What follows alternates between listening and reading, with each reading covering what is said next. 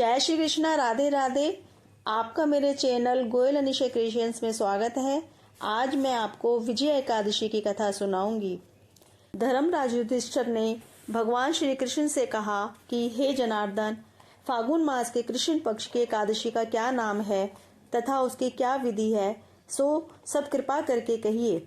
श्री कृष्ण भगवान बोले कि हे राज राजेश्वर, फागुन मास के कृष्ण पक्ष की एकादशी का नाम विजया है। उसके व्रत के प्रभाव से मनुष्य को विजय प्राप्त होती है। यह सब व्रतों में उत्तम व्रत कहा जाता है। इस विजय एकादशी महात्म्य के श्रवण व पठन से समस्त पापों का नाश हो जाता है। एक समय देवर्षि नारद जी जगतपति ब्रह्मा जी से पूछने लगे कि ब्रह्मा जी, आप मुझे फागुन मास के कृष्ण पक्ष की विजय नामक एकादशी व्रत का विधान बतलाइए। ब्रह्मा जी बोले कि हे नारद, विजय एकादशी व्रत प्राचीन तथा नवीन पापों का नाश करने वाला है।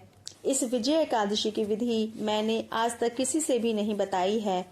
त्रेता युग में मर्यादा पुरुषोत्तम रामचंद्र जी को जब 14 साल के लिए वनवास हो गया, तब श्री लक्ष्मण जी तथा माता जानकी जी के साथ पंचवटी में रहने लगे।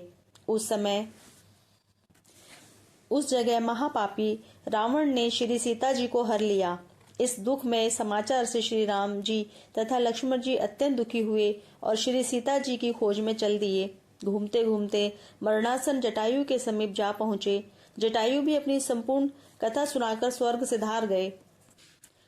फिर उनकी सुग्रीव के साथ मित्रता हो गई और बाली का वध किया। श्री हनुमान जी ने लंका में जाकर सीता जी का पता लगाया और श्री रामचंद्र जी तथा सुग्रीव की मित्रता का वर्णन किया।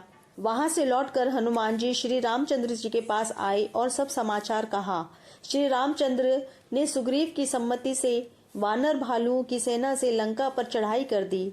जब श्री रामचंद्र जी समुद्र के किनारे पहुंच गए, तब उन्होंने महान अगाध मगरमच्छ से युक्त समुद्र को देखकर श्री लक्ष्मण जी से कहा, हे लक्ष्मण, इस महान गंभीर मगरमच्छ से युक्त समुद्र को हम किस प्रकार पार करेंगे।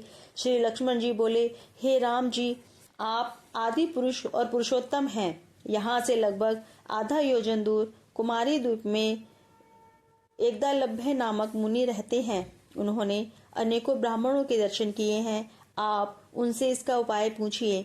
लक्ष्मण जी के कहने से श्री रामचंद्र जी एकदलभ्य ऋषि के समीप गए और उनको प्रणाम किया तथा बैठ गए।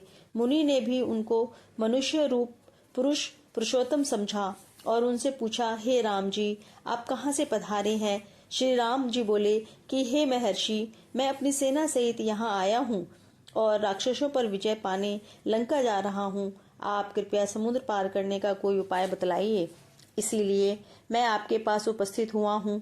एकदलभ्य ऋषि बोले, हे राम जी, मैं आपको एक उत्तम व्रत बतलाता हूँ। फागुन मास के कृष्ण पक्ष की विजय एकादशी का व्रत करने की विधि यह है। दशमी के दिन स्वर्ण, रजत, ताम्र, मिट्टी आदि किसी पदार्थ का एक घड़ा बनावें। उस घड़े को जल से भरकर तथा उस पंच पल्लव रखकर वेदिका पर स्थापित करें।